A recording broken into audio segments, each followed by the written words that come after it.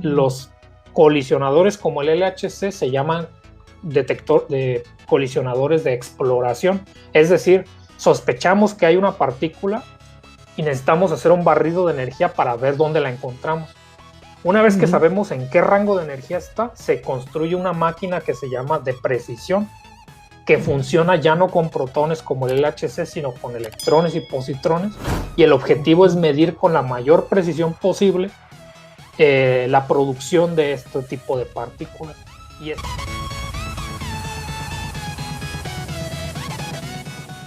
Bueno, creo que siendo las 11:04 de la noche, podemos empezar a nuestro café, Alan. Yo en este momento me estoy tomando un café con sabor a caramelo. Aquí lo tengo. ¿Tú qué te estás tomando?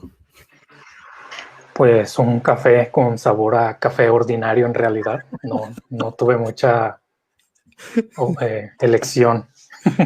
Yo soy malito para el café. Yo muy poco tomo café.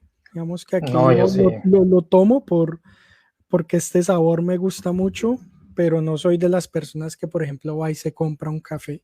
Generalmente me lo tomo porque me lo ofrecen o porque hay en casa, entonces soy malito para el café más o menos. No, yo sí consumo muchísimo. Sí. Y bueno, ya a tal punto de que ya tengo que tomar descafeinado en este momento, porque si no, no voy a poder dormir. Puedo imaginármelo. Sí, ya bueno, tengo que dosificar. Está muy bien. Bueno, perfecto, Alan. Hiciste tu carrera en la Universidad de Guanajuato, en México. ¿Cómo fueron esos inicios en tu carrera? Digamos, primero que todo, ¿cómo fue esa elección profesional por el área en el que tú te dedicas en este momento? Hablábamos antes de comenzar la transmisión, ¿no? De aquella diferencia que hay entre ingeniería física, entre física, que fue una decisión que en algún momento de tu vida tú tuviste que tomar. Así que sería bueno que nos comentaras un poco cómo fueron esos primeros pasos de tu carrera universitaria y profesional. Sí, con gusto. Mira, lo que sucede es que previo a elegir la carrera, en este caso estudiando en la preparatoria en el estado de Michoacán, en México, mi familia es originaria del estado de Michoacán. Bueno, para quien nos escuche de otras partes de Latinoamérica, esencialmente la capital de Michoacán es Morelia, está aproximadamente 3 horas y media, 4 horas de Ciudad de México, para tenerlo más en contexto. Y bueno, estudiando en Michoacán, en realidad yo estaba la mayor parte del tiempo en contacto con profesionales que quizá eran más del área de ingeniería, y ciertamente y en retrospectiva pues uno llega a la conclusión de que muchas formas son las que llegan a influenciarlo a uno, ya sea las personas que conoce directamente o actualmente pues es completamente distinta la dinámica, porque ahora puedes tener, digámoslo de alguna manera, modelos a seguir a través de que los puedas conocer en internet, no directamente ya a alguien en persona, considerando que la primera vez que yo conocí un científico propiamente dicho fue hasta que entré a la universidad. Y hoy en día uno puede a cualquier edad prácticamente escribir un mensaje a alguien y estar en contacto con un científico profesional y hacerle cualquier pregunta, ¿no? Entonces, en ese contexto, digamos, crecí en una población de menos de 10,000 personas aproximadamente. No estuve viviendo en una ciudad, lo cual significa que en esas circunstancias incluso las opciones de las perspectivas que las mismas personas tienen, sus mismos compañeros y amigos, pues terminaban siendo más limitadas comparado con la realidad tan amplia que resulta ser. Entonces, yo lo único que sabía era que me gustaban concretamente ciertas cosas como, no sé, los videojuegos. Me gustaba no solamente jugar los videojuegos, me parecía algo bastante increíble cómo era que era posible tener imágenes en movimiento en una consola. O sea, estoy hablando remontándome a mi niñez, por ejemplo. Y eso ocasionaba que con muchos mecanismos, la televisión, las consolas de videojuegos, los estéreos, tenía una inclinación natural a querer averiguar cómo funcionaba. O sea, ese era como mi primer instinto. Y lo único que entendía que podía estar asociado a eso era porque así lo parecía ser, pues la ingeniería. Entonces mucha gente decía, bueno, a lo mejor te interesa la ingeniería electrónica, la ingeniería mecánica, la ingeniería de sistemas. Era lo único que escuchaba, ¿no? Como opciones. Pero de pronto yo cuando estaba en la escuela, pues destacaba en matemáticas, en física, en biología, y no es como que lleves una materia o un curso de ingeniería, ¿no? Llevas biología, llevas física, entonces yo estaba muy interesado en el papel, digamos, en la teoría, en las ciencias, y en la práctica estaba interesado más en las ingenierías, era donde yo estaba más involucrado.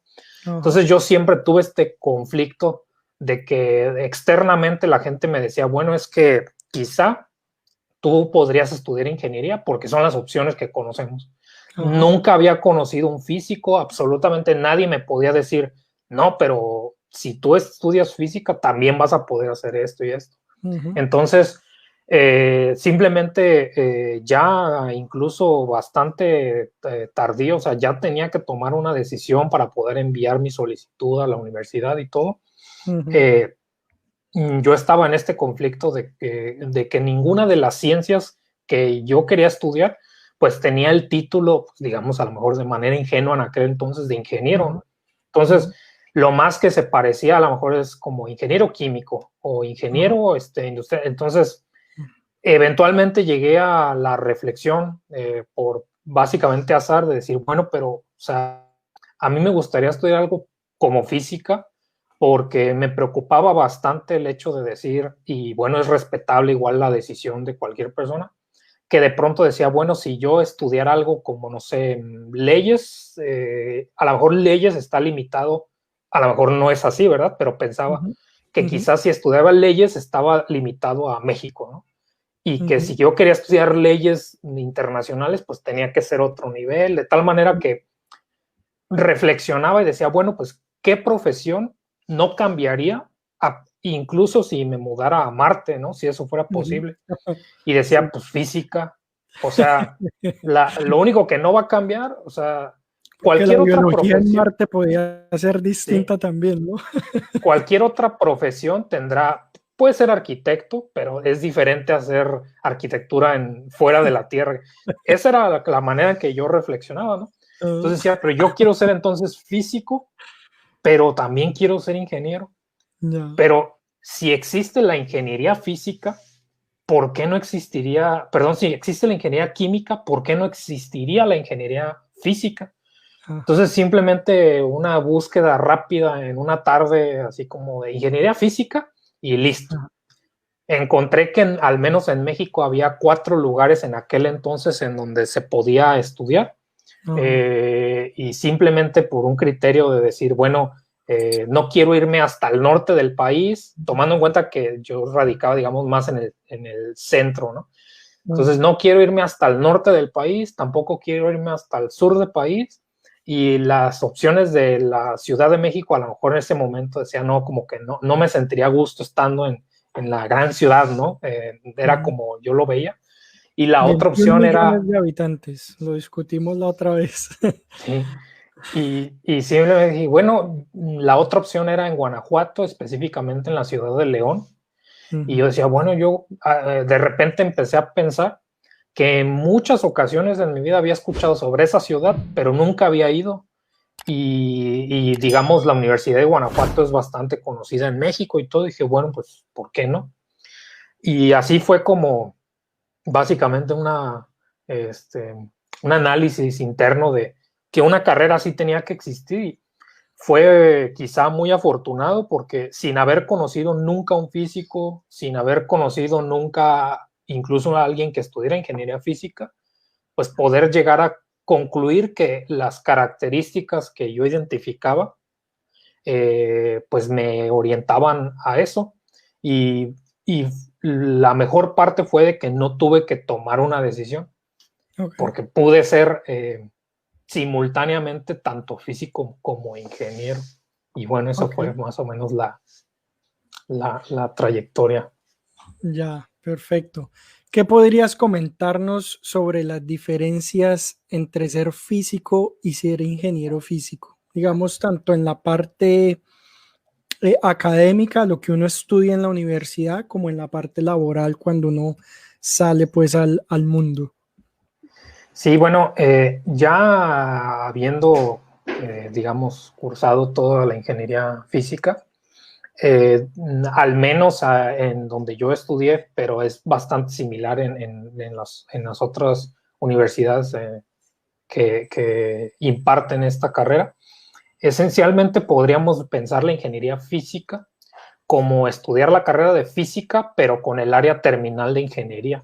Es decir, con los compañeros que estaban en licenciatura en física, básicamente llevábamos todas las mismas materias, los mismos cursos, los mismos profesores, el mismo nivel de exigencia, todo era exactamente igual, salvo en estas materias que en el caso de mis colegas de física, estaban más orientados a la parte de matemáticas, sea, ¿cómo decirlo? Métodos más avanzados de matemáticas como para física matemática, mientras que para la parte de ingeniería física, pues teníamos que llevar muchísimos cursos de programación, diseño de sistemas, arquitectura de microcontroladores, teoría de control, sistemas lineales, o sea, son muchísimos cursos que tenían que ver ya directamente con la ingeniería. Entonces, a grandes rasgos, en una ocasión un profesor que también pues, me ha inspirado bastante, cuando estaba también, digamos, un tanto decidiendo sobre cuáles eran las áreas terminales que me gustaría elegir ahora ya estando en física, me llegó a decir así como, mira, en realidad cuando tú estudias física, solo hay 3 opciones, en realidad. Dice, no importa el área que elijas, 3 son las opciones que vas a tener, porque en la mayor parte de la carrera científica, y eso aplica en general, no es como que sea un éxito tras éxito tras éxito hasta que ganas un premio Nobel. O sea, en promedio, en general, es como, bueno, hice algún logro científico importante y luego, pues, mucho tiempo fue, digamos, que si impartiendo clases, que si los congresos, que si organizando no sé qué, y de pronto otra cosa. Entonces lo veía mucho como un tren de algo surge, luego no, y luego algo surge, y así sucesivamente. Entonces decía, si quieres ser un físico que pueda hacerlo durante toda su vida académica, tienes que entender no lo que vas a disfrutar en todo momento, que es tener éxito en tu carrera, sino los problemas que te vas a enfrentar. Y decía, tú puedes estar preocupándote por, esta ecuación matemática no converge y no puedo encontrar su solución. Entonces es como ese tipo de problema. O puedes decir, bueno, este circuito electrónico, este detector, este dispositivo no tiene corriente eléctrica, no hay contacto aquí. ¿Cuál es la falla del circuito? Esa era la segunda opción. Y la tercera era decir, bueno, pues a lo mejor estás escribiendo un código de simulación y todo, y de repente pues tu código no compila y no encuentras cuál es el problema, y etcétera. Entonces, o te preocupas por problemas de matemáticas, o por problemas de electrónica, o por problemas de programación. ¿Con cuál de esos 3 te sientes más cómodo? Porque eso es a lo que te vas a enfrentar la mayor parte del tiempo. Y sin duda alguna, por mi perfil de ingeniero y que estaba muy interesado en la parte de la computación, pues yo sabía que la programación y la física era lo que más me iba a hacer feliz, digamos. Entonces, y ahora, años después, ciertamente es así, ¿no? La mayor parte del tiempo es no sale, no sale, no sale, no sale, y eventualmente funciona, y es como que creo que esa es una manera bastante pragmática de elegir, porque incluso ni siquiera depende de cuál área terminal estás tomando, ¿no? No es como que sean estas 3, pero todas las puedes agrupar en una combinación de estas 3. Entonces, esa es la principal diferencia a grandes rasgos, pero incluso dentro de la ingeniería física y la física a pesar de que en muchas universidades en México y fuera de México tengan el mismo nombre, ya también una vez que tienes más experiencia puedes darte cuenta que el programa de estudios no es el mismo en cada universidad o en cada país. Entonces, alguien que dice yo soy físico no necesariamente llevó exactamente los mismos cursos que alguien que diga yo soy físico en otra universidad o en otro país, ¿no? Entonces, ciertamente compartimos las bases, pero entre más avanzados esté en la carrera, las áreas terminales son las que empiezan a variar y lo que le va a dar la definición a cada físico o ingeniero físico según sus propias elecciones. Ya, entonces desde que tú estabas en tu pregrado te hiciste una idea más o menos clara de que querías ser un físico que trabajara sobre problemas de programación o de sistemas, si te entiendo bien, ¿sí?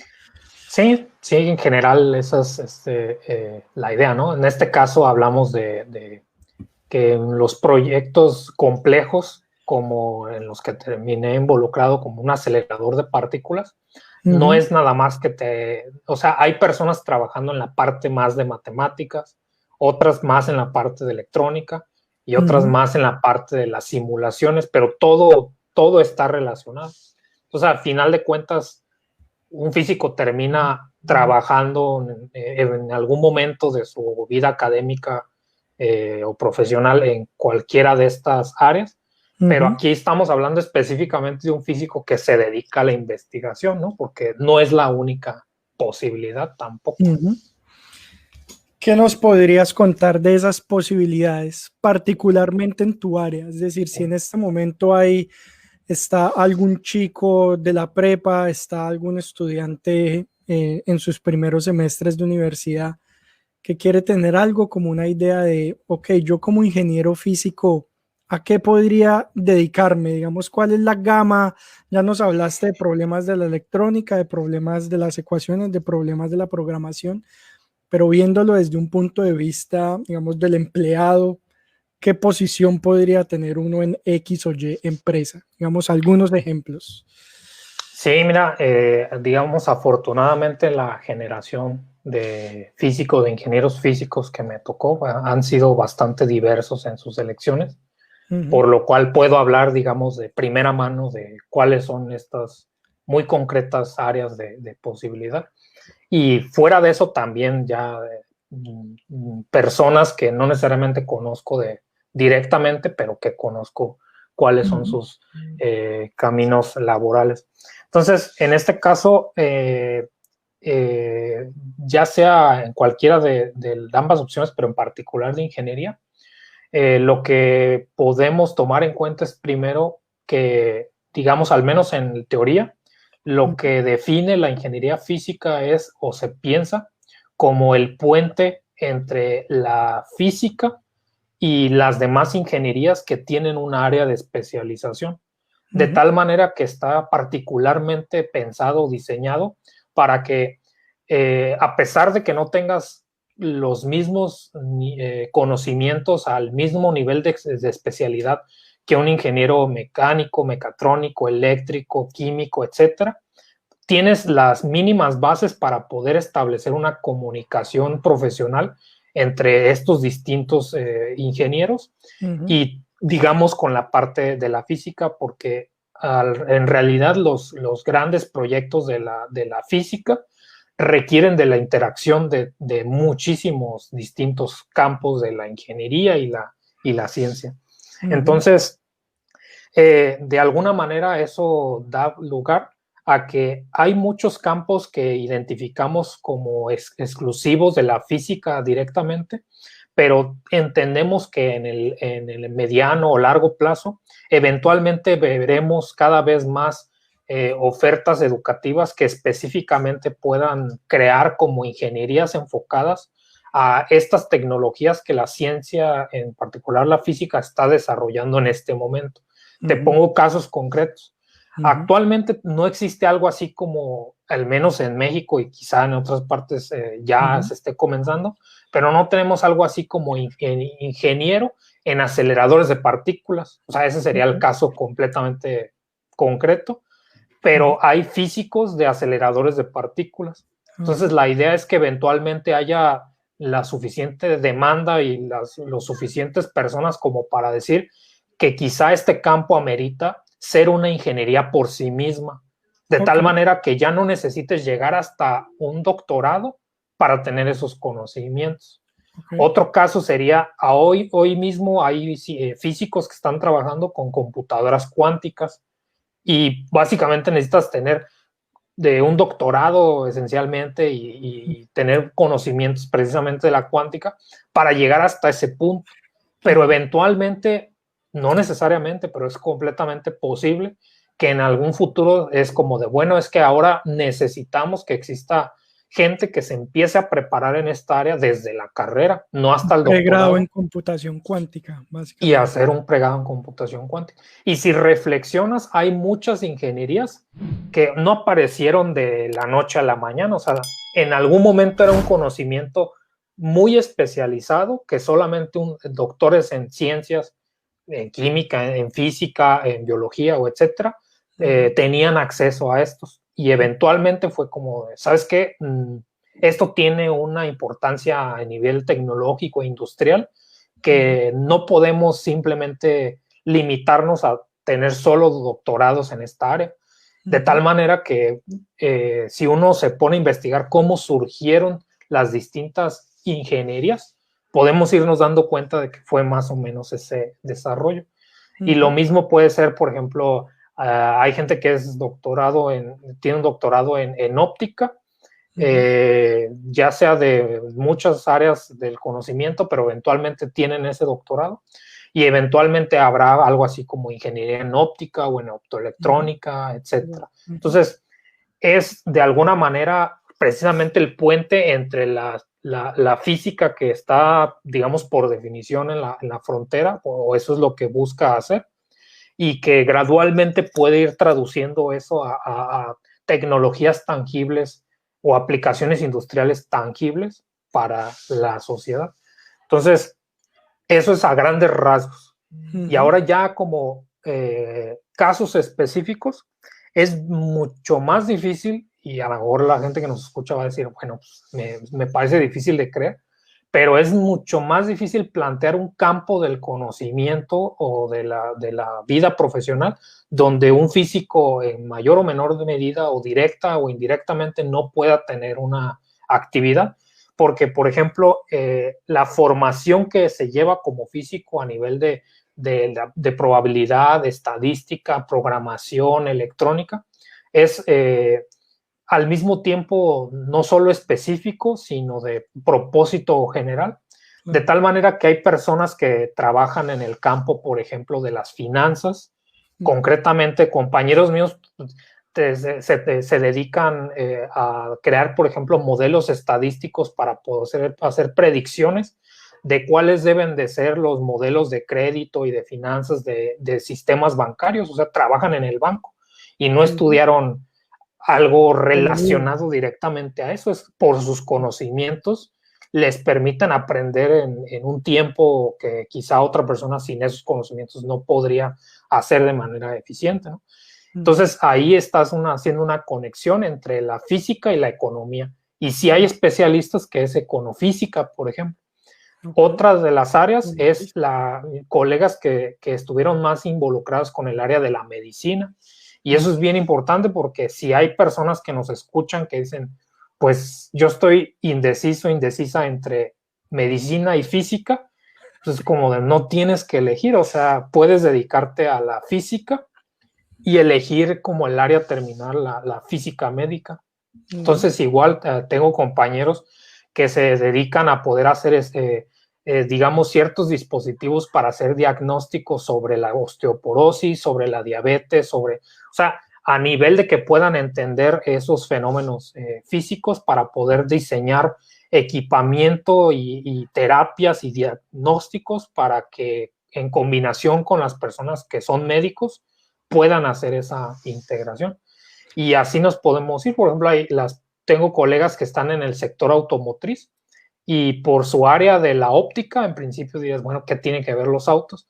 pues tengo compañeros que estaban encargados de diseñar la óptica y la geometría de los faros de los autos de las compañías de los ensambladores que están en México, por ejemplo, de BMW, bueno, Volkswagen, no recuerdo si BMW, porque muchos de estos faros se usaban para distintos vehículos. También hay personas que están estudiando hacer simulaciones sobre distintos tipos de combustible y hacer mayormente la eficiencia de, por ejemplo, la turbocina con la que se usan en los aviones. Entonces imagínate que tengo colegas que desde su computadora lejos están activando la turbina de un avión que está en un hangar en no sé dónde, haciendo experimentos en tiempo real de cuáles. Entonces, es bien complicado porque también tengo otros colegas que están trabajando con el despliegue de fibras ópticas de telecomunicaciones de alta velocidad en corporaciones de México que se dedican específicamente a eso. Y así me podría ir, o sea, en realidad cada uno de mis colegas, compañeros, compañeras están en distintas áreas de especialidad. Digamos... Lo que dices me recordó algo, una conversación que he tenido varias veces con algunas personas que precisamente están no indecisas sobre qué carrera, y yo muchas veces les digo así como informalmente, pues estudie matemáticas, cójale amor a las matemáticas y después de eso usted verá si hace matemáticas para economía, para biología. Yo incluso en la escuela doctoral donde yo estuve, un matemático que hizo algo con psicología y lo que hizo el man fue simular matemáticamente las recaídas de la depresión en una cohorte de pacientes, por ejemplo. Y yo decía, yo cuando yo fui a la defensa doctoral de él y yo decía, pucha, uno, decir, ¿en qué momento puede uno imaginar que con las matemáticas puede uno ofrecer, digamos, ciertos insights a la clínica de la psicología, por ejemplo? Así que como tú lo mencionas, en realidad, digamos, lo que es operar con números o, por ejemplo, lo que es ahorita el data science, que tú mencionabas que las áreas se van volviendo, digamos, cada vez más requeridas de alguna manera y ya empezaron a abrir pregrados en universidades del mundo en data science. Entonces, antes el data scientist era un científico que sabía de sistemas y de computación y lo aplicaba a la carrera que había estudiado. Ahora usted se gradúa de su bachelor como un data scientist y puede elegir a qué hacerle análisis de datos, data mining, cualquier cosa, ¿no? Así que definitivamente es una carrera que ofrece amplias posibilidades. Para las personas que se conectaron recientemente, en la sesión de hoy de Tu carrera en el exterior, estamos conversando con Marco Alan Valdivia, que es un ingeniero físico mexicano, y nos ha contado su experiencia de cómo fue esa decisión profesional. Nos estuvo contando recientemente de cuáles son las posibilidades que uno como ingeniero físico tiene en el mercado laboral en distintas áreas. Si llegaron tarde, esta conversación que ustedes están viendo en este momento la van a encontrar en los próximos días en mi canal de YouTube que se llama Science Logs. Lo encuentran así como está escrito en el pequeño aviso que pueden ver en el video.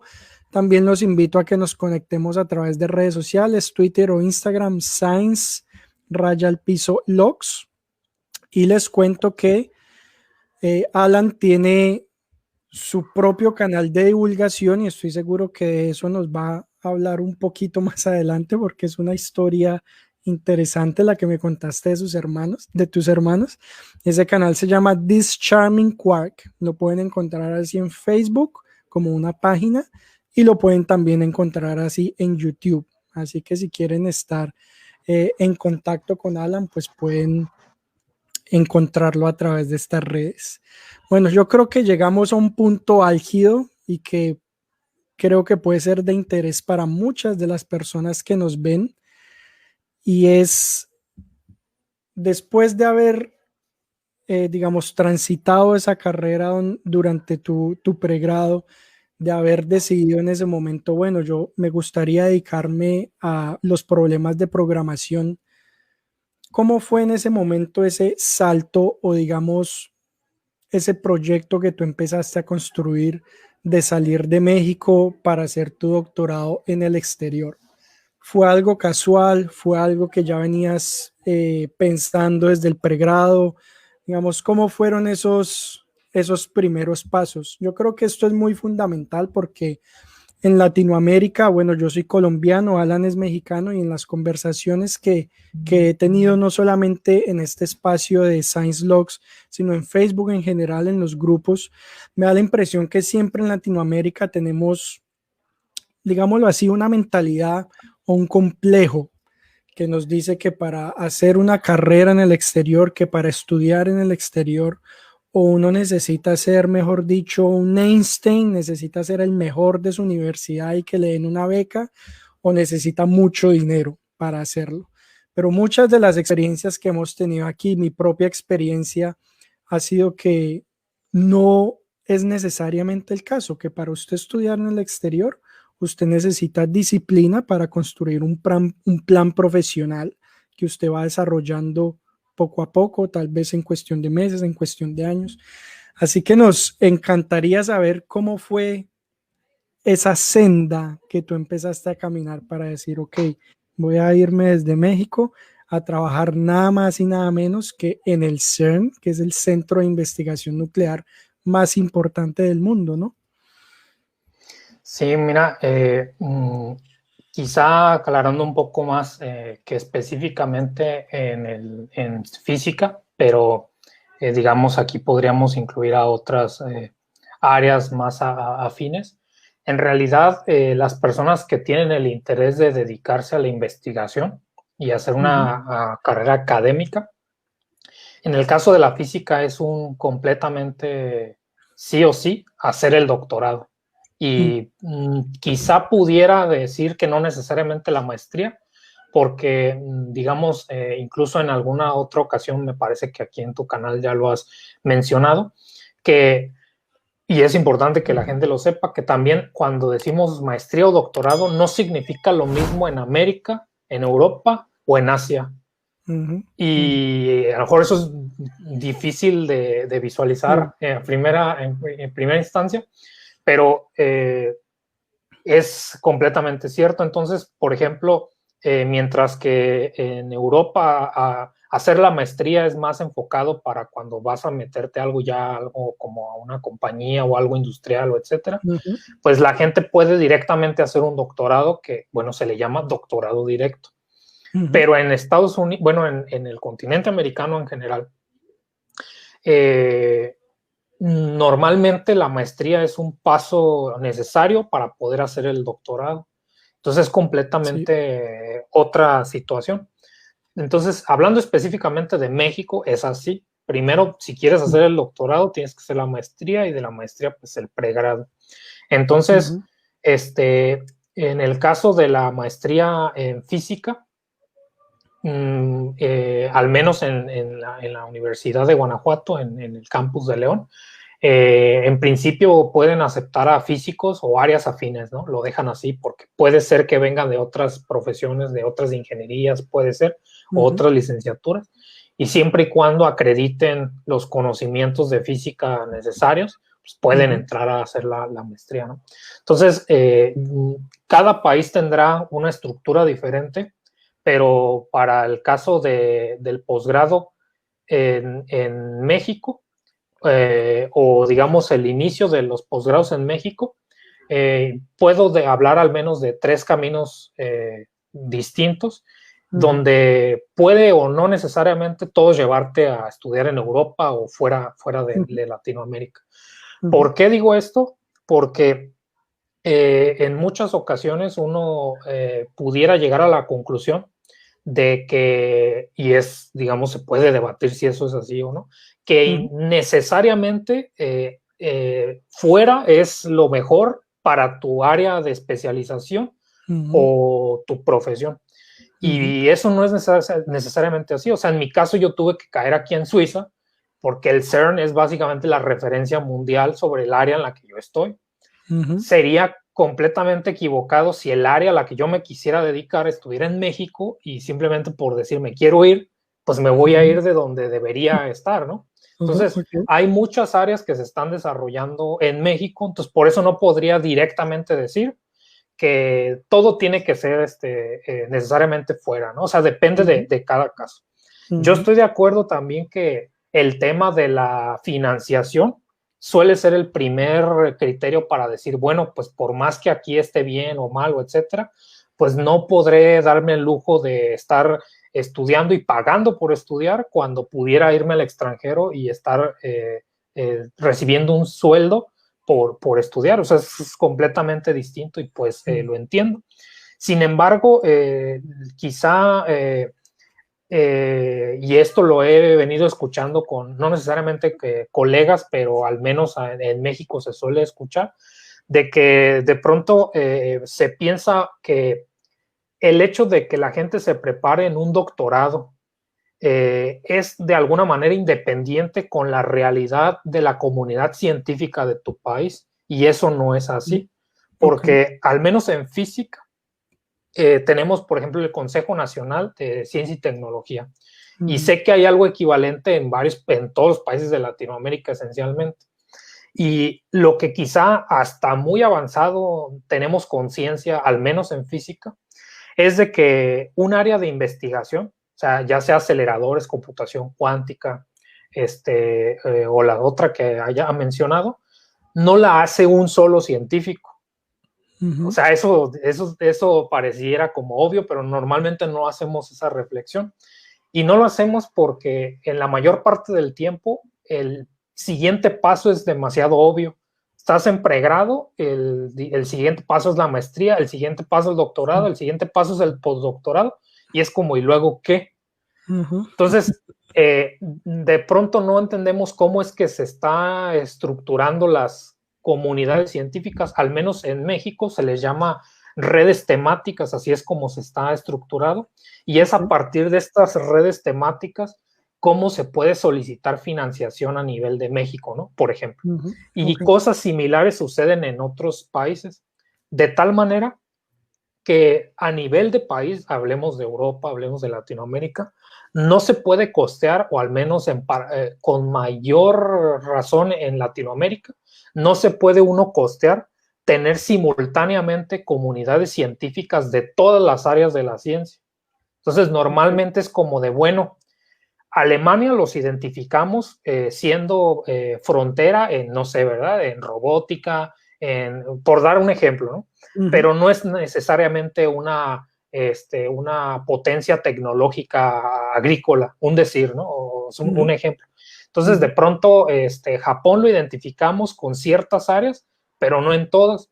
Entonces, también como que en el largo plazo, me refiero, no tenemos ese nivel de conocimiento, pero es entendible porque se tiene que ir adquiriendo con la experiencia.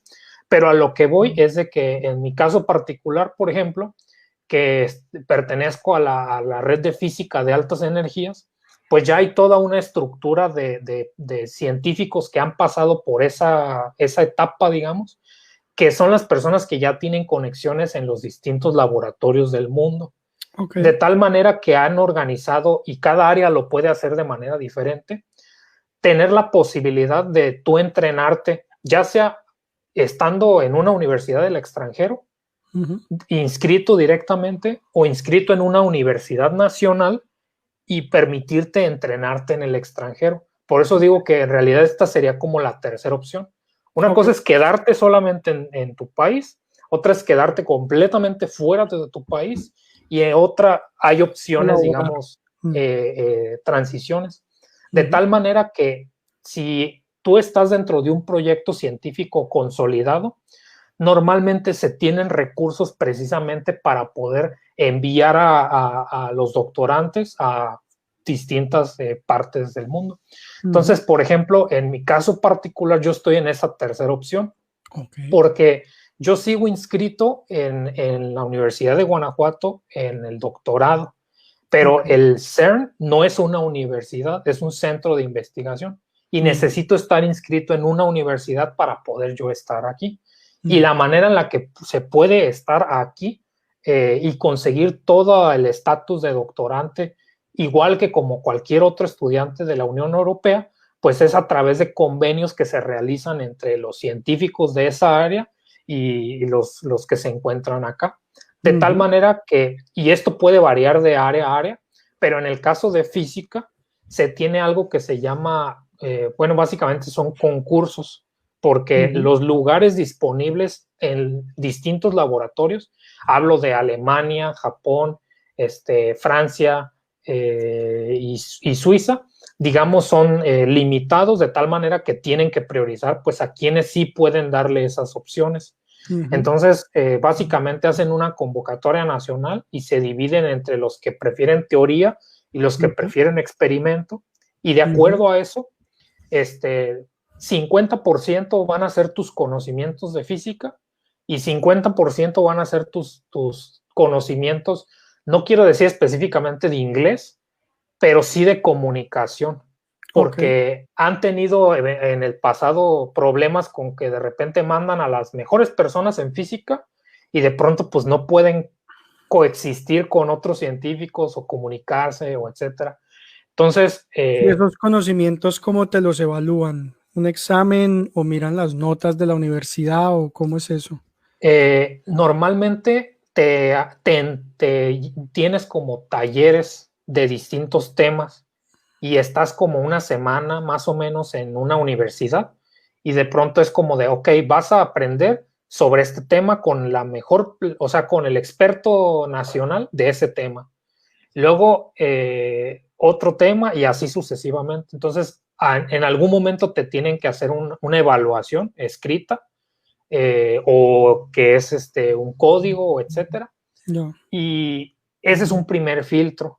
Entonces, una vez que tienes ese primer filtro, pues ya te quedas básicamente con 14 personas, ¿no? Fue la última que tuve conocimiento, pero eso va variando.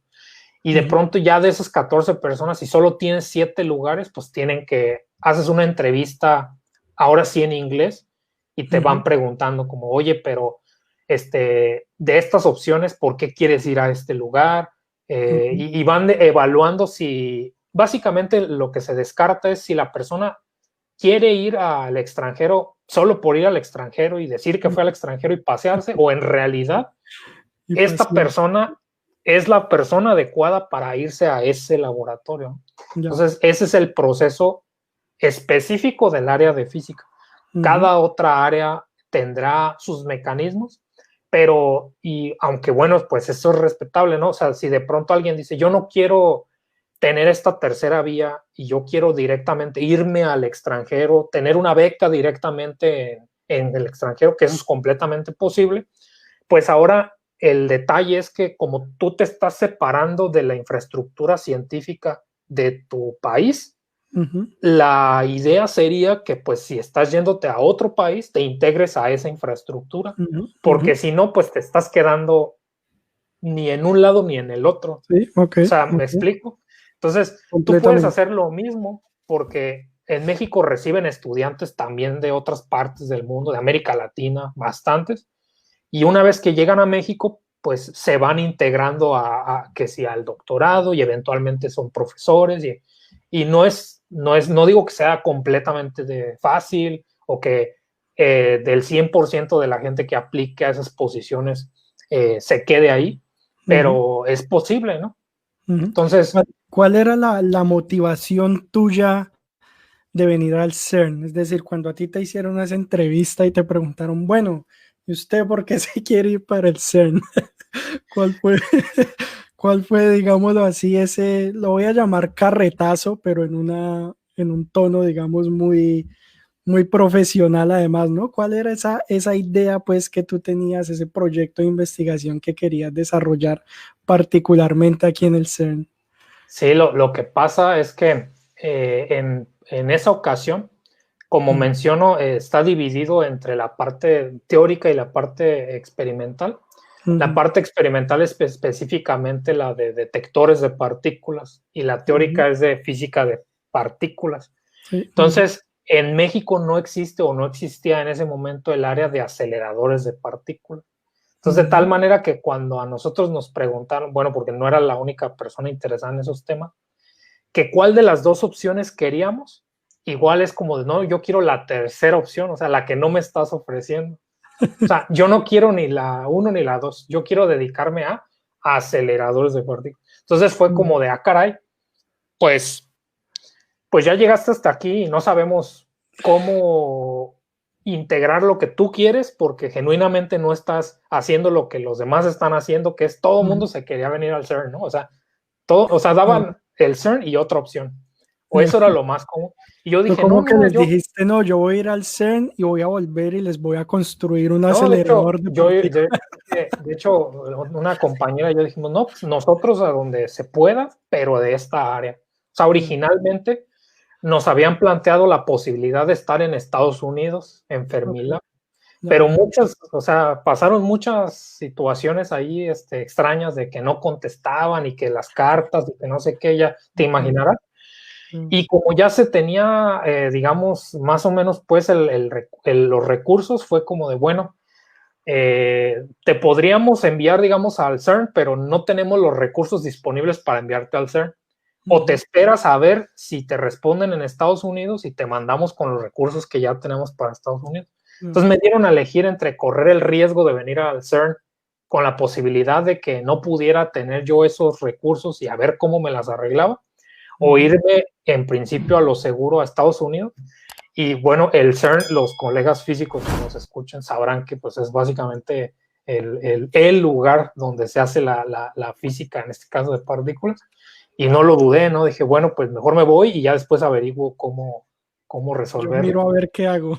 Sí, y ese a ver qué hago, pues fue tuve que pedirle ayuda a familia, amigos, es como de, mira, yo ahorré mis tantas becas porque ya estaba en la maestría, yo ahorré lo suficiente para poder irme, pero me falta lo necesario para poder regresar, ¿no? Apóyenme y si todo sale bien, yo se los voy a regresar. Y bueno, pues básicamente la primera vez que vine fue como a una estancia de verano y afortunadamente vine en un plan de darlo todo completamente para que dijeran, bueno, pues básicamente está haciendo demasiado, o sea, no sé por qué trabaja así, pero afortunadamente me invitaron así como vente a la maestría y luego vente al doctorado, ¿no? Entonces traté de darlo todo desde un inicio y fue la manera en que se pudo hacer, ¿no? Corriendo riesgos y demostrando lo que podía hacer, ¿no? Esa fue la única. Entonces tú te viniste con cierta ayuda y con ciertos ahorros que tú tenías, pero aquí, ¿cómo al final de dónde sacaste financiación? ¿De México, del mismo CERN? Porque han sido como que 3 años que has estado en tu doctorado, más o menos, 4 años. Sí, ¿Cómo hice? Porque vivir y moverse en Suiza tiene su costo. Al final, ¿de dónde sacaste esa financiación para vivir, digamos, tranquilamente sin el agua al cuello? Sí, aquí lo que pasa, y ya me había mencionado un poco antes, es que justamente las comunidades científicas pueden crear a través de las instituciones gubernamentales de un país convenios con ciertas instituciones. Entonces, por ejemplo, México tiene convenios no como los estados miembros, digo, la gente que nos escuche de física sabrá que el CERN tiene estados miembros que tienen contribuciones anuales de la Unión Europea y ellos sí pueden mandar tal cual como de yo tengo espacio para tantos estudiantes y así. México no es estado miembro, entonces tiene que generar como convenios específicos para casos específicos. Entonces la gente que puede venir a hacer cosas de detectores de partículas, de pronto solo vienen en verano o en invierno y nada más, ¿no? Y cada ocasión tienen que gestionar recursos. Para el caso del programa en el que yo estoy de aceleradores de partículas, sí se tuvo un convenio en el que se podía estar aquí tal cual como cualquier otro estudiante de la Unión Europea. De tal manera que pues ahí es una inversión de recursos tanto del CERN como de México, pero que de manera efectiva, así como a un estudiante de Alemania está aquí y le paga el CERN, pues a fin de cuentas viene parte de la Unión Europea, parte de Alemania, o sea, son muchos contribuyentes. Entonces ya una vez que yo estoy aquí, pues como estudiante de doctorado, tengo ese nivel de subsistencia como cualquier otra persona. Y situación que es distinta a una cuarta posibilidad, que no lo mencioné, que en el caso de México hay, por ejemplo, becas que te dicen, yo como gobierno de México te apoyo para que vayas a hacer el postdoctorado al extranjero. Pero pues ese apoyo viene en moneda nacional.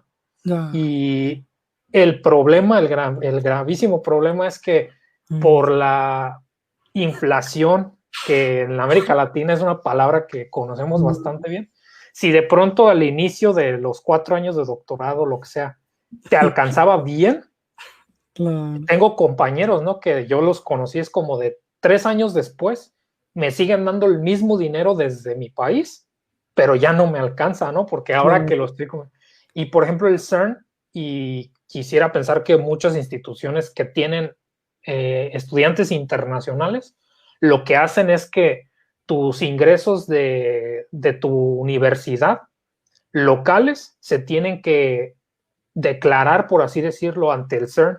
Se convierte a moneda local, que son los francos suizos, y del sueldo que debe de ser del CERN se te descuenta esa cantidad, de tal manera que siempre se compensa los cambios y las fluctuaciones de la moneda. Y me parece un mecanismo bien interesante porque mes a mes, en realidad siempre tienes el mismo pago.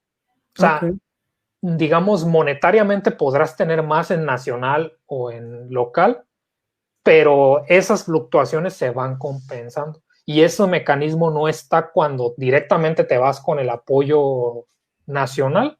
Y definitivamente, pues no es un problema si llegas directamente como estudiante de doctorado, ¿no? Pero sí es todo un tema bastante complejo, pero es mejor que se expongan las distintas posibilidades para que las personas puedan tomar las mejores decisiones, ¿no? Ya sea financiación nacional, mixta, extranjera. El punto es de que si quieres dedicarte a la ciencia, no te cierres en la burbuja de pensar que es imposible o no lo es. Hay muchas oportunidades. Bueno, así es. Quiero leer algunos de los comentarios. Roberto Calderón nos dice: saludos desde Honduras, soy estudiante de la Facultad de Física de mi país. Bueno, Roberto, espero que haya sido bastante fructífera para ti la experiencia de Alan. Ada Vélez nos dice: soy de Colombia, el eje cafetero, pedagoga infantil, pero me interesan mucho estos temas. Nos saluda Kelly Laveiro, buenas tardes. Ere Vicencio dice: wow, qué interesante. Bueno, Jorge Manrique tiene aquí una pregunta. Bueno, dice, la voy a poner aquí.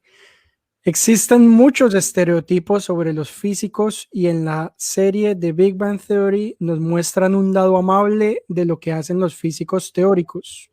Si lo has visto, ¿con qué personaje te identificas más? ¿Sheldon, Leonard o Howard? Sí, sí la he visto.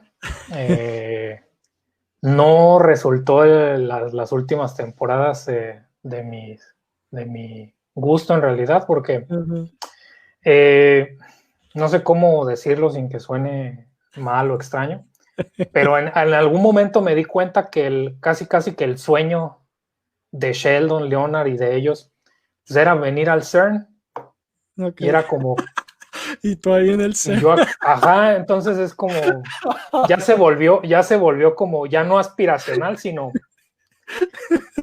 De hecho, o sea, tuve la fortuna de que hasta lo publiqué, porque recuerdo el episodio donde quieren venir a visitar el CERN. No sé si recordarán que terminan queriendo hacer como una propuesta romántica de ir con Penny. Sí, yo creo que sí me acuerdo. Sí. Bueno, pues resulta que las visitas aquí en el CERN, la mayoría del tiempo están completamente saturadas para bajar a los detectores al túnel, pero resulta que precisamente como nadie quiere el día de San Valentín tenerlo ocupado, siempre está disponible.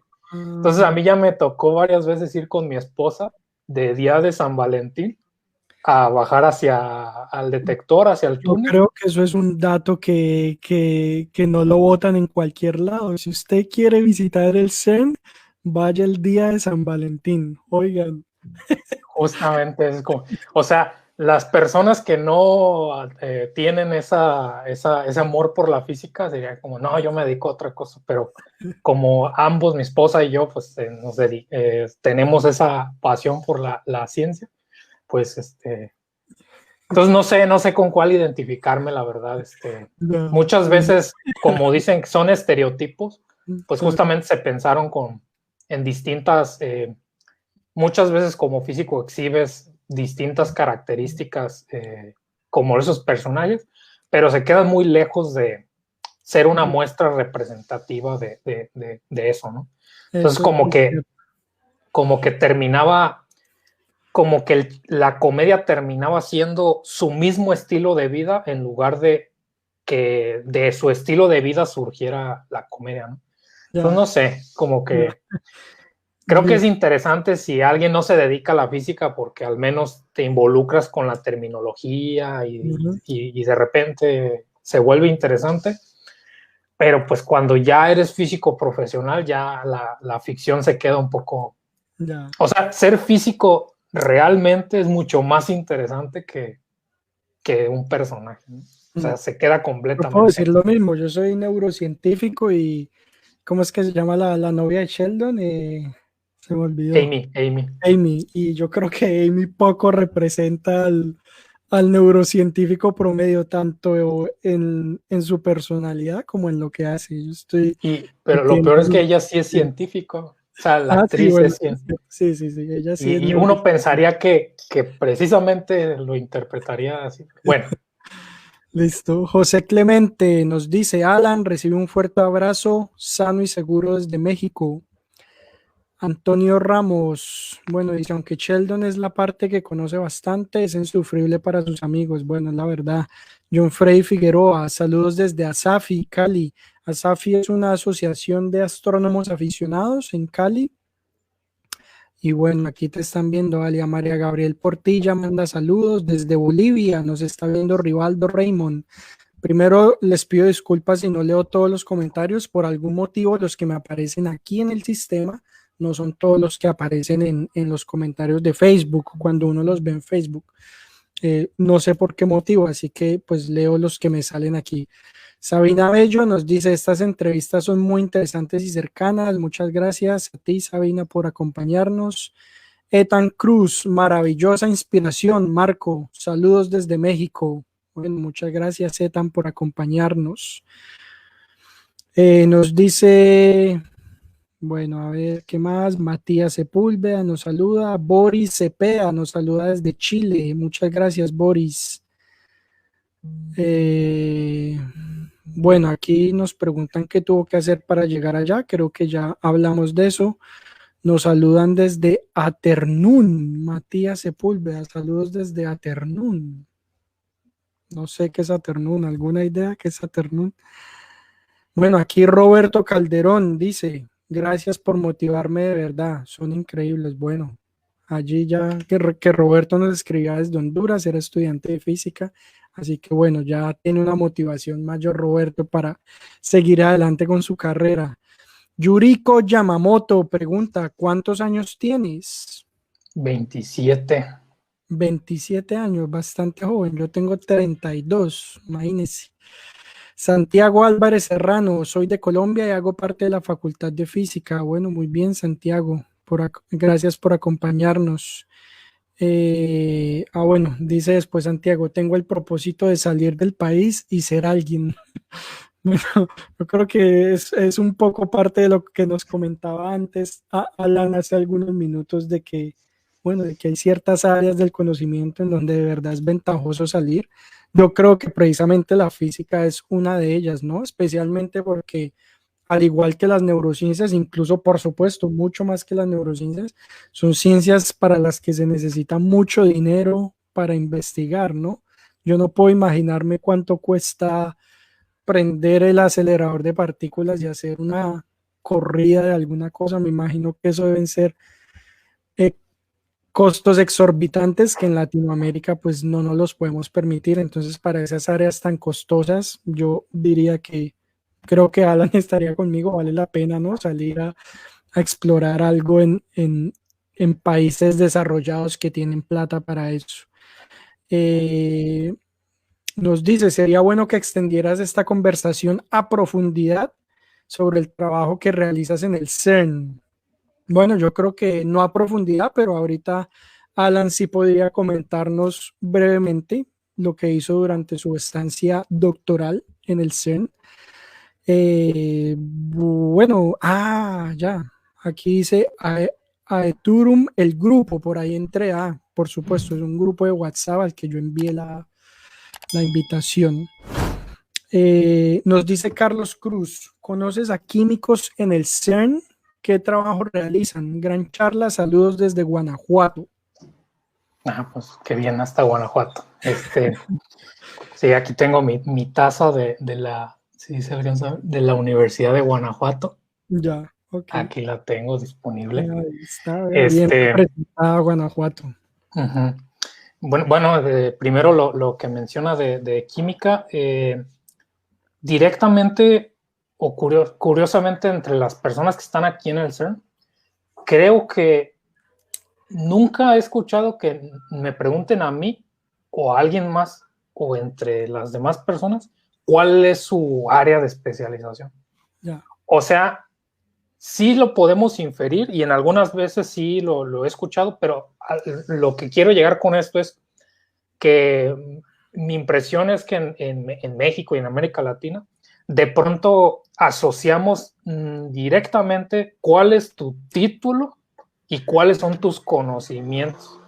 Uh-huh. Y aquí en el CERN en particular es como de, ok, obviamente esperamos a alguien que tenga un área afín, pero sabiendo precisamente que no hay en partes en el mundo, o pocas lo hay, que tengan algo así como ingeniería en aceleradores o especialización en aceleradores, digamos, este es otro nivel de cómo se hace la educación, al menos en esta área, porque en institutos como el CERN tienen lo que llaman escuelas, donde a través de la financiación de los centros y la inversión privada, hacen escuelas a nivel mundial en realidad. Entonces, de pronto, una es, digamos, a mí me ha tocado estar en muchísimas así, o sea, me ha tocado estar en escuelas hechas que se han hecho en Japón, en Estados Unidos,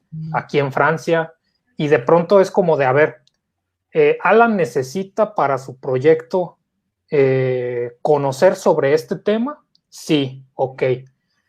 ¿Hay alguna escuela próxima organizada por estos centros de investigación de partículas en el mundo? Sí, la próxima es en tal lado. Ok. ¿Se va a dar ese curso? Sí. Entonces, de repente es como de, se aplica a esas becas y sin que yo tenga que pagar absolutamente nada. Normalmente la misma escuela ofrece becas a los estudiantes y a través de financiación, ya sea de la universidad o así, o del mismo CERN, conseguir el vuelo nada más. Y estamos hablando de que son, pueden ser 15 días o un mes en un hotel completamente enfocado al 100% todas las horas que estén disponibles. Ahí tienes el desayuno, la comida y la cena. Y todo tienes sesiones. Sí, o sea, tienes que aprender en un mes lo que un estudiante en otras condiciones aprendería en 6. Ese es el objetivo. No. Entonces, tienes que ir haciendo varias especializaciones. Y se conecta con la pregunta de si hay químicos, porque si hay, no lo sé. Solo sé que hay personas que tienen conocimientos muy avanzados de química, y si son o no son químicos no es relevante, porque una vez que están dentro te pueden entrenar. Y sé que hay aplicaciones donde sí se ocupa la química. Pero aquí, por ejemplo, Matías dice, los químicos tendrían que ver con el tema del helio líquido que usan en los aceleradores. No, pues pudiera ser esa al mismo tiempo. Pudiera ser esa una opción, pero también, por ejemplo, hay ciertos componentes de la máquina que necesitan un tratamiento químico de las superficies para que tengan un cierto comportamiento. O sea, sería entrar como en detalles a lo mejor ya muy técnicos, pero digamos, si tienen esa curiosidad, me pueden escribir en cualquier momento para dudas puntuales de ese tipo, poderlas abordar, porque también preguntaban sobre mi trabajo, ¿no? En el CERN. Sí, sí, sí. Y Sí, pues lo cuéntanos un mismo, o sea, poco lo que hiciste durante tu doctorado allí. y sí, o sea, también estaba complicado hacer completamente un resumen, pero igual lo comento aquí y quien tenga más interés, pues en el canal de YouTube, de hecho, muchos de los videos son relacionados a eso. Ok. Y también en Spotify tenemos ya sea las conferencias que me ha tocado dar y de este tipo de temas, ¿no? Pero en corto, el CERN es conocido por el Large Hadron Collider, el gran colisionador de hadrones, donde se detectó el bosón de Higgs. Pero resulta que detectar el bosón de Higgs fue el primer paso porque ahora necesitamos estudiarlo. Y estudiarlo y detectarlo no se puede hacer en la misma máquina porque los colisionadores como el LHC se llaman detector de colisionadores de exploración. Es decir, sospechamos que hay una partícula y necesitamos hacer un barrido de energía para ver dónde la encontramos. Una vez que sabemos en qué rango de energía está, se construye una máquina que se llama de precisión, que funciona ya no con protones como el LHC, sino con electrones y positrones, y el objetivo es medir con la mayor precisión posible la producción de este tipo de partículas. Y específicamente mi doctorado consiste en que la siguiente generación de aceleradores, que potencialmente será el reemplazo al LHC, es el Future Circular Collider o FCC. Y Es como 10 veces más, un diámetro de 10 veces, cuatro 4, veces ok, más. 4 Y veces el más. LHC sería el inyector, o sea, se conectaría hacia este nuevo anillo, pero es completamente impresionante la cantidad de diseño que se tiene que hacer. Y de esos 100 kilómetros, yo estoy trabajando en los últimos nanómetros del punto de interacción. Y es básicamente que cómo producir la mayor cantidad de bosones de Higgs, tomando en cuenta los efectos que van a aparecer en los colisionadores de alta energía, alta luminosidad y alta precisión del futuro. Pero ese es como así el súper resumen. Todos los detalles técnicos, digo, en algún momento pues me pueden escribir y con gusto, o en el canal, ¿no? Ya se van abordando, pero básicamente es eso.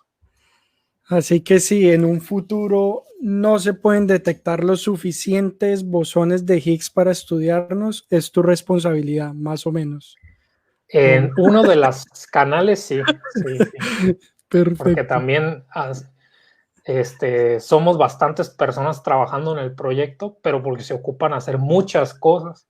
Entonces, en cada aspecto del diseño o de la física, son pocas las personas que trabajan en eso en específico. Y en eso en específico, de esa máquina en específica, solo con mi asesor de tesis y yo estamos trabajando en eso, ¿no? Mientras que en otros aspectos son más personas trabajando en la misma cosa. Perfecto. Así que para los que estén interesados en profundizar un poco más, en conocer más los aspectos técnicos del trabajo de Alan en el CERN, pues pueden ubicarlo en su canal de YouTube o en Facebook, lo van a encontrar como This Charming Quark. Y también me comentabas que este fue un proyecto de divulgación que nació junto con tus dos hermanos, ¿no? Sí, Háblanos brevemente, me parece una historia muy interesante, sería bueno que nuestro público la conociera. sí, mira, resulta que yo soy el mayor de tres hermanos, ¿no? Giovanni, Roberto y yo, así sucesivamente. Y la diferencia de edad es tal que en un determinado tiempo, Giovanni estaba en ingeniería física, Roberto en la maestría en física y yo en doctorado en física, ¿no? Es en este. Entonces, cuando supe que yo iba a estar en el CERN y por bastante tiempo no iba a poder hacer mis actividades normales en México, dado que, bueno, yo estaba constantemente involucrado en los seminarios de estudiantes y haciendo este tipo de labor de difusión de la ciencia, pero entre mismos colegas, pues de pronto dije, bueno, sería interesante que, sabiendo que aunque los tres elegimos ingeniería física como profesión, eso no necesariamente implica que tengamos la misma especialización. Por ejemplo, yo ahora mismo estoy en el área de aceleradores de partículas. Roberto se especializa más en el tema de computación cuántica y Giovanni está especializado en el tema de materia oscura. Entonces, cada uno está por su propia cuenta y la idea fue, bueno, pero pudiéramos tener un proyecto que, a pesar de no estar especializado en lo mismo, sea un proyecto relacionado con la ciencia y los tres podamos colaborar en eso. Y dado que teníamos experiencia previa en distintos aspectos que son requeridos para la comunicación, digo, mencionarlos para las personas que no estén involucradas con eso, que hacer un proyecto de comunicación de esta naturaleza como el aquí presente, pues implica muchísimo esfuerzo en muchísimas distintas, desarrollar distintas habilidades. Y en particular en lo técnico, pues no solamente es la edición del audio, del video y etcétera, sino en poder tener esa fluidez y esa habilidad tanto para la hora de escribir, si vas a tener un guión, a la hora de editar. O sea, la divulgación científica es una profesión por sí misma completamente. O sea, completamente. Tal vez todavía no se llegue a un nivel en donde precisamente tengas, por ejemplo, licenciatura en divulgación de la ciencia, pero posgrado sí hay. Y regresamos a la misma idea de cómo primero empieza de doctorado, maestría y eventualmente puede estar disponible. Bueno, entonces nosotros teníamos previamente, no necesariamente relacionado con la ciencia, pero ciertos conocimientos técnicos de, por ejemplo, de música, de video, etcétera, porque previo a dedicarnos a la ciencia, los tres éramos músicos. Pues pasaron de banda de rock o no sé qué era. No, de hecho, lo mismo pasó. De hecho, lo mismo, o sea, con mis amigos en preparatoria, que tenía la banda de rock era yo. Roberto tenía una más como de temas de música pop y regional.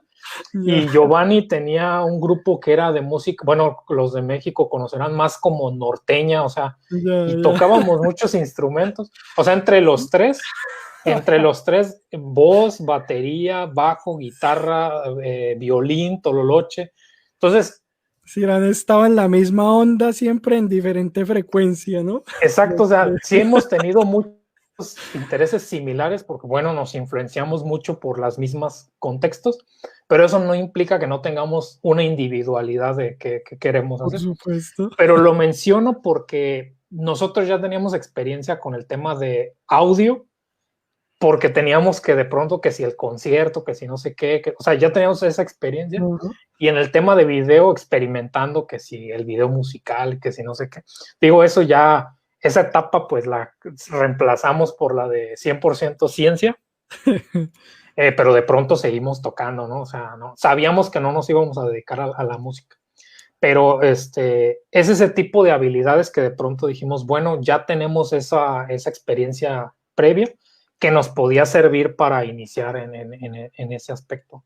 Entonces, también surgió porque en algún momento igual yo empecé a intentar a escribir en un blog, o sea, y no pudo despegar tanto porque en aquel entonces, bueno, de pronto escribía algo y pues nadie lo leía, no podía tener alcance y decía, bueno, tal vez solo estoy escribiendo para mí, tal vez este no es el momento. Y ya cuando los tres estuvimos en física y que pudimos colaborar juntos, ya pudimos dividirnos un poquito las tareas de tú escribe los guiones, tú graba, tú edita y porque era muy complicado estar haciendo tu labor de estudiar y al mismo tiempo hacer esos videos. Y también ayudó bastante que por mi actividad en Twitter, en este caso, también ya tenía igual mi cuenta personal, pero bueno, que termina siendo la de This Charming Quark en realidad. bastante experiencia haciendo experimentos de cómo pues crecer en seguidores, etcétera, y estaba más enfocado a la parte cómica. Y resultó que un colega, bueno, y ahora es colega de divulgación científica en mexicano, que tenía más temas como de videojuegos, con películas, etcétera, y enfocado a la comedia. Y de pronto, intercambiando ya comunicaciones, fue como de, oye, ¿no te interesaría escribir guiones para mi canal? Dado que yo veo que tienes experiencia haciendo temas de comedia, o sea, y fue como súper raro porque no esperaba que eso me abriera las puertas a poder trabajar y colaborar con gente que ya hacía eso. Entonces estuve un año escribiendo guiones para el canal de I. Arnoldo Montaño, que bueno, un saludo si nos está viendo y si lo conocen, que es un estilo particular pues entre comedia y así, y bastantes guiones escribía yo, ¿no? Entonces ya teniendo esa experiencia de escribir para divulgación, con todos estos aspectos técnicos, pues decidimos iniciar nuestro canal de This Charming Quark, y pues tiene por lo menos 3 años ya funcionando como canal. Entonces, digo aquí, creo que lo que pudiera resumir como lecciones de que mucha gente está en esos conflictos de, oye, pero es que la música, pero también me gusta la ciencia. O sea, créanme que todas las habilidades suman, porque de hecho, curiosamente... Bueno, y tenemos a un guitarrista astrofísico, ¿no? También, sí. Famoso guitarrista astrofísico, ¿no? No, hay muchos científicos están relacionados con la música, pero por ejemplo, yo había pensado que ya la parte de la música era una faceta que ya no necesariamente iba a ser pública, y como la gente conocía que yo cantaba y yo tocaba, etcétera, en mi misma comunidad, en los congresos de física, de pronto, en una ocasión, porque así solían ser cuando se podían hacer eventos presenciales, de pronto había una parte donde era una cena, la cena de gala o la cena de... O sea, así se manejaban en los congresos, ¿no? Aparte de la actividad académica. Yo no sé cómo estuvo, pero de pronto yo estaba en mi mesa con mis colegas y los organizadores de repente, yo no los conocía, o sea, yo era un científico mucho más joven en ese entonces, no me ubicaban en la comunidad nacional de física, y de pronto oye, ¿sabes qué? Va a entrar el mariachi y vas a cantar.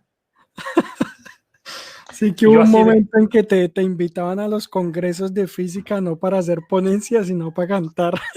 Pero yo ya estaba ahí, o sea, a mí me dijeron ya estando ahí, y yo así como de, oye, pero ¿por qué? O sea, dice, no, nos dijeron que tú cantas y a ver si es cierto, ya llega el mariachi. También hay videos de eso en el canal de que me tocó. Los ponemos. Tu hermano ahí con la... No, todavía ellos no estaban en lo... Porque es que esto ya era el congreso no de estudiantes necesariamente, que ese es el Congreso Nacional de Física, sino ya el de altas energías. O sea, yo estoy hablando ya de entre todos los científicos, o sea, yo era el de los jóvenes ahí, ¿no? Entonces, que de repente fue como de, oye, ponte a cantar, pues la gente que ya tiene 30 años haciendo física, ya los doctores del más alto, ni sabían quién era yo, ni nada. Y de repente me pongo ahí a cantar y no sé qué, y, o sea, solo por ese hecho, ya al día siguiente, el que canta con el mariachi, ¿no? El que canta, ¿y cómo te llamas? No, pues que Alan.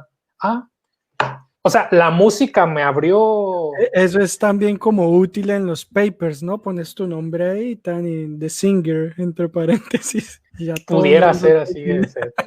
Y ya me ha tocado así, o sea, de repente un congreso, un evento en Ámsterdam, de repente estaba así un grupo tocando y empezaron a tocar como ritmos latinos, y una compañera vi que se animó a decirles que si la dejaban cantar, y yo dije, no, pues esta puede ser la oportunidad que estaba esperando, y llegué con el del grupo y le dije, oye, o sea, le hablé en inglés y todo, digo, oye, y si me prestas tu guitarra. Y dice, ¿por qué? ¿Cuál quieres tocar? Y ya le digo, en México me gusta empezar con la de Caminos de Michoacán, porque mi familia es de Michoacán, ¿no? Es una canción muy conocida. Pero fuera de México, digo, tengo que elegir una canción más representativa. Digo, es que quiero cantar Cielito Lindo. Y dijo en español, Cielito Lindo, dice, yo soy no me acuerdo si era de Colombia o sea, era un grupo de latinos tocando música. Y me dijo, sí, ten mi guitarra y no sé qué. Y ya me puse así. También hay videos de eso. Entonces, en The Charming Quark hay videos de eso. O sea, no directamente así como de Alan toca Cielito Lindo en Amsterdam, o sea, no directamente así, pero normalmente la recompensa a la gente que se queda al final de los videos, ya en los créditos, así como de los bloopers y cosas así. Pero que mi punto aquí es transmitir esa idea de que un científico no es cuadrado, cerrado, no, o sea, tenemos muchos hobbies de muchos tipos y nada está en conflicto con tú dedicarte a la ciencia. Y tengo así cantidad de ejemplos de cómo esto que en principio ideas, no, pues ¿para qué te va a servir? Pues hermano, yo le digo, si usted entra a Instagram, hay una página que se llama Salsa Pachangueros, salsa-pachangueros, y ese soy yo haciendo shows de salsa. Haciendo workshops de salsa aquí en Alemania, en los festivales de verano, porque aquí en Alemania se mueve muchísimo la salsa. Entonces ya es conectarlo para en el próximo congreso de neurociencia. Ya deja. Ese soy yo ahí tirando salsa. Salsa Pachangueros, ahí lo van a encontrar. Y bueno, muy bien, creo que eso es un mensaje muy, muy importante. Yo, digamos que, bueno, en algunos espacios lo he hecho también, que por algún motivo digamos, la cultura popular animada mucho por la televisión da la imagen de que el científico es una persona que se mantiene pensando en ciencia, ¿no? Entonces yo me acuerdo que a veces hasta me da un poco de rabia un meme que muestran una playa, ¿no? Entonces, como lo ve una persona normal, playa, sol, arena, como lo ve un científico y muestran ahí que las ecuaciones, que la longitud de onda de la luz del sol, que yo no sé qué, como si uno estuviera pensando todo el tiempo en eso y no, es decir, siempre he dicho que un científico es como una persona cualquiera. Es decir, usted puede conocer a una persona en cualquier lugar de la ciudad, en un bar, en cualquier contexto y, oye, ¿tú a qué te dedicas? Yo soy físico, yo soy químico, digamos que no hay un estereotipo en particular del científico. Siempre he dicho eso. Es decir, seguramente los hay, pero yo particularmente no he conocido el primer Sheldon Cooper, el primer Leonard, no lo he conocido. Por supuesto que los habrá en la ciencia como en otras profesiones. Por supuesto, claro. Es decir, en cualquier profesión del mundo podrá encontrar usted un Sheldon, un Leonard, y no es algo exclusivo de la ciencia en definitiva. Pues bueno, yo creo que hemos conversado muy delicioso durante esta casi hora y media. Me gustaría cerrar con una pregunta de Santiago Álvarez, que espero que todavía nos esté acompañando. Me pareció interesante. Nos dice, si nos tuvieras que dar un solo consejo, ¿cuál sería? Quiero empezar yo con un consejo, Santiago. El consejo es inscríbase a mi canal de YouTube, Science Logs, donde podrá encontrar esta y otras conversaciones y además algunos videos de ciencia.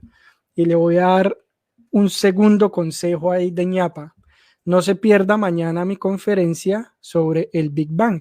Es una conferencia que he titulado El universo más allá del Big Bang, 4 de la tarde, hora de Colombia, Ciudad de México, donde básicamente exploraré un poco cómo construimos la teoría del Big Bang gracias a la ciencia. Así que ese es mi primer consejo. No sé qué consejo tienes tú para nuestro amigo Matías. Bueno, creo que es uno que... Santiago fue el que hizo la pregunta, Santiago. Sí, creo que es uno que implícitamente ya he mencionado, que o sea, siempre que estén en una difícil toma de decisiones, que puede ser como de no sé si tomar el camino A o el camino B, siempre hay maneras de hacer el camino suficientemente ancho para incluir ambos caminos. O sea, no necesitas, a menos que la circunstancia lo amerite, pero con suficiente creatividad y explorar esas posibilidades, tú puedes combinar tus intereses de maneras que precisamente te hagan incluso destacar de maneras que otra persona que no tome esa posibilidad no podría hacer, ¿no? Y aquí ya dimos bastantes ejemplos y nada más son los que a mí me ha tocado de manera directa, pero ahora cada quien puede decir, oye, sí es cierto, yo estaba en el conflicto de esto y por qué no buscar un espacio donde sea suficientemente grande para que quepan ambas opciones, ¿no? Digo, está muy largo, pero es muchas veces lo que pensamos que es elegir entre una u otra decisión, puede haber una tercera que incluya ambas, ¿no? Entonces eso hubiera servido bastante hace mucho tiempo, pero afortunadamente se ha podido ir haciendo. Bueno, perfecto, muy bien. Yo creo que con esto damos por finalizada esta interesante sesión. Los invito a que conozcan el proyecto de divulgación y las labores profesionales de Alan y sus hermanos en su página de Facebook y en su canal de YouTube, que se llama This Charming Quark. Los invito también a que conozcan mi canal de divulgación en YouTube, que se llama Science Logs, donde podrán encontrar algunos conversatorios de este programa que se llama Tu Carrera en el Exterior, donde podrán encontrar capítulos de mujeres de ciencia y donde también podrán encontrar videos de divulgación científica en diversas áreas. El último video que subí la semana pasada particularmente es sobre el Big Bang, se llama Las 5 claves para la teoría del Big Bang. Y el día de mañana los invito, 4 de la tarde, hora de Colombia, hora México, por esta misma página, Science Logs, a una conferencia que voy a dar que se llama El universo más allá del Big Bang, donde exploraremos cómo construimos la teoría de la evolución del universo a partir de la ciencia. Finalmente, Alan, quiero darte las gracias por tu disposición, por compartir con nosotros esta experiencia que estoy seguro es muy valiosa para muchas personas que quieren desarrollar una carrera científica, especialmente en el área de la física, y pienso que puede ser muy motivadora para ellos y que de alguna forma les puede brindar muchas luces y muchas ideas sobre perspectivas profesionales. Así que muchas gracias, Alan, y bueno, te deseo lo mejor en esta etapa final de tus estudios doctorales. Y bueno, eso es todo por mi parte. Muchas gracias. Muchísimas gracias por darme esta oportunidad de estar aquí con tu audiencia tan agradable que fue esta charla. Y pues también los espero en el canal de This Charming Quark y no duden en escribirme por cualquier cosa, ¿no? Creo que quedaron varias preguntas sin contestar por falta de tiempo en este momento, pero en cualquier momento pueden contactarme sin ningún problema. Muchas gracias. Perfecto. Buenas noches, Alan, y buenas noches a todos los amigos de Facebook que nos ven en este momento. Nos vemos mañana en la conferencia del Big Bang. Les deseo una buena tarde, una buena noche a todos. Chao. Chao, chao.